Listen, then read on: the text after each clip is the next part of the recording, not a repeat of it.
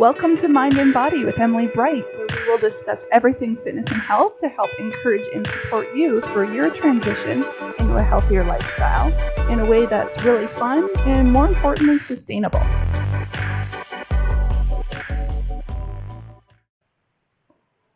Hello, everyone, and welcome to the first ever episode of Mind and Body. I am your host, Emily Bright, and I just want to thank you so much for being here and for listening. This is my first ever podcast, and the overall goal of this series is to help encourage people who want to begin a healthier lifestyle and are in need of some encouragement along the way. I want to help provide as much useful information as I can that will make being healthy fun and, most importantly, sustainable. So for today's episode, I just wanted to talk about beginning a workout routine as a beginner and a really easy guide that you can use to help make this a really easy transition. So when you're beginning to implement workouts in your routine, it can be really hard to know where to start. It can seem very overwhelming with so much equipment maybe you've never used before, you're not sure how to use, and there's so many different exercises maybe you've seen online, people doing or avid gym goers doing, and you're not really sure where to start or what will be the best exercises for you to start with. So if you're a beginner, then you really want a beginner workout. So we can't dive into this with a mindset of lifting really heavy weights or doing complex or advanced exercises you see other people doing at the gym. You need to start out with a foundation. So you want to build up that foundation with basic exercises that are going to help improve your strength and your stability before really moving on to more advanced movements.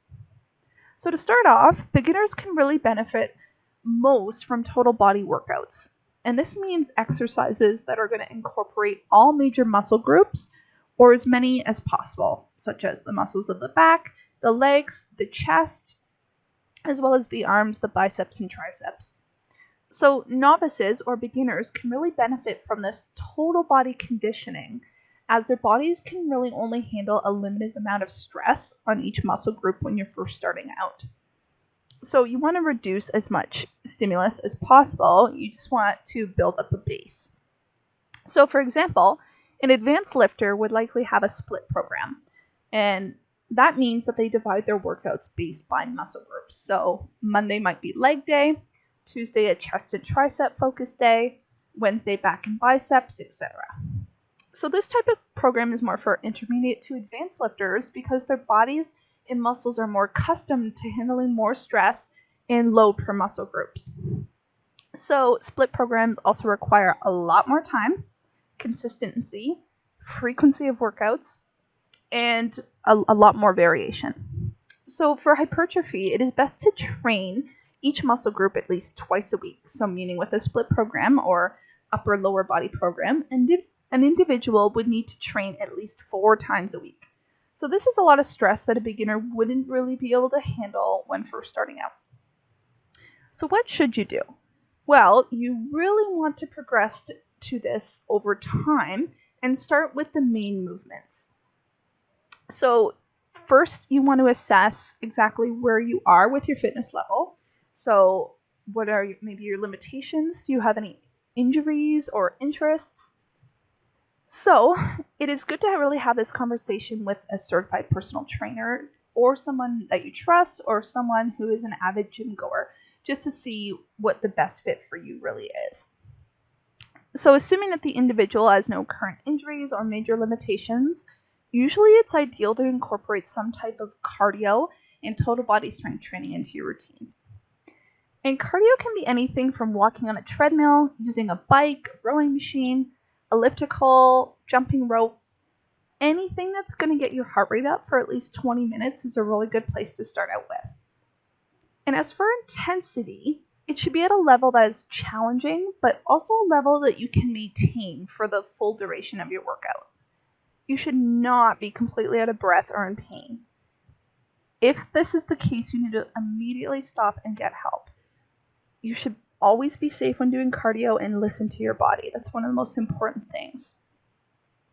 Now, as for weight training, again, just start with basic movements that are going to work the major muscle groups as I mentioned before. So I'd recommend beginning with machines as opposed to free weights, as they're a lot safer to use. When you build up your stabilizer muscles, you can improve your form and range of motion. Whereas with free weights, it requires you to have a lot of stability, really good free range of motion, and proprioception. So proprioception meaning that you know where your limbs are in space. And usually as a beginner, this is pretty limited. So machines are kind of your best friend for a while. So when you're incorporating strength training, you want to go again in order from biggest muscle group to smallest muscle group. So a typical order to go in might be legs, back, chest, shoulders, triceps, and then biceps. So for example, you might want to begin with a leg press, which will work the biggest muscles of your body, which are your quadriceps, then your hamstrings, and your glutes. So then you might want to do something for the back, so such as a lat pull down, a very typical movement. Thirdly, to work the chest, very typical movement again would be the chest press. And I have a lot of clients, mainly women, asking me why they want to train their chest. So for starters, you want to make sure that you're creating muscle symmetry. So if you're ignoring certain muscle groups, you can cause imbalances and asymmetry, which can lead to future injuries. So the muscles in the back actually help support the muscles of the chest and vice versa. So this is called our muscle antagonist and protagonist. So there may be opposing muscles on either side of the body, but they actually work in unison together. So they're very important to train both sides.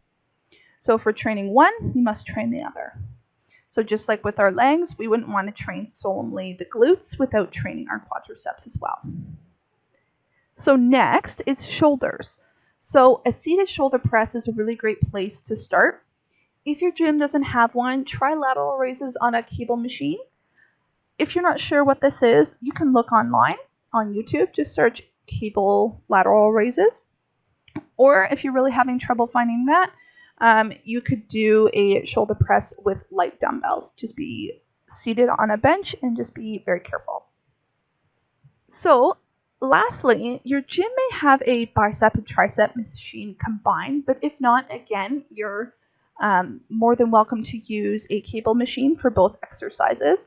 Just look up these on YouTube for a tutorial. If not, you can use free weights. Machine is preferred again as it's a little bit more controlled. So the overall goal of the workout is completing 2 to 3 sets of 10 reps with about a 30 to 60 second rest in between for all 6 exercises. So you should really only be able to perform 10 to 12 reps with good form and not too many more.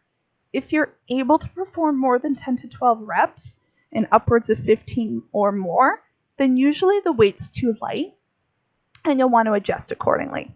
Just make sure that you're really cautious when adjusting weight and only adjust when you feel comfortable and ready to do so. Don't injure yourself. So after your workout, you should feel slightly fatigued but not totally worn down. As a beginner, you want to slowly ease your body into a routine. And if you're completing too many exercises, too much weight all at once, you're going to only result in injury, muscle soreness that can last for days, and because your body hasn't yet adapted to this new stress, and you're going to notice a decrease in your motivation because, well, let's face it, who wants to go back to the gym if every time you do, you're sore and tired for following days after? So again, if I can advise you anything, it's to go slow, use low weight, and focus on your form for the first little while. And by building this foundation, you'll be able to increase your strength much faster than by overdoing it with heavy weights in poor form. If you're not sure how your form is, you can either ask a trainer, bring a friend who's more experienced in the gym, or I'd recommend watching YouTube tutorials to ease some of that anxiety you may feel or nervousness when you're first starting out. You're not sure how to work the machine or if your form's right. Those are a really great tool. I even use them when first starting out. So once you've completed all those exercises, you'll want to spend at least 5 to 10 minutes stretching to relax and lengthen the muscles you just really worked. So by incorporating stretching, you're not only relaxing the muscles, but you're improving flexibility, range of motion, reducing muscle soreness, and increasing your overall performance. So make sure to stretch each muscle group for at least 20 seconds per side of the body. And again, there are tons of stretching guides you can find online very, very easily.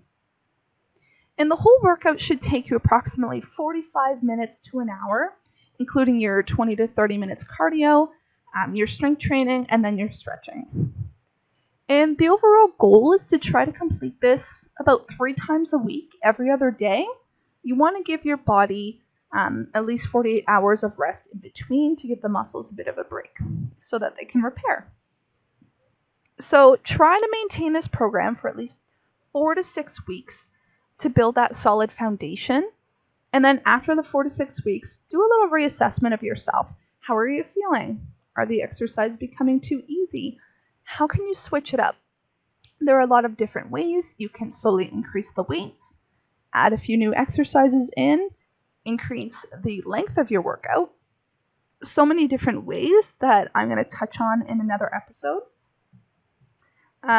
So just to wrap up, again, beginners should aim for 20 to 30 minutes cardio at a moderate intensity, followed by total body strength training on machines that are including all the major muscle groups.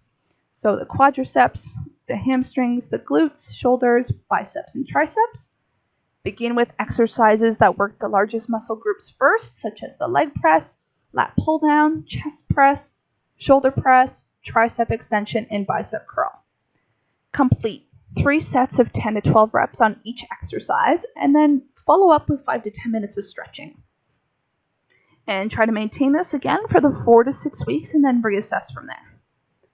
So I really hope that this helps those of you who aren't really sure what to do when first starting out at the gym, and it gives you somewhat of a guideline to start out with.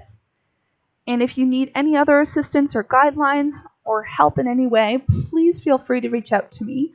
I'm more than happy to help you out in any way that I can. I can also help set you up on a fitness plan, in-home personal training session, or weight loss and nutrition coaching. So feel free to contact me again through Emily Bright Fitness and Health at hotmail.com or on my Facebook page, Emily Bright Fitness and Health Coaching. Until then, thank you again so much for listening, and stay fit, stay healthy, and stay happy.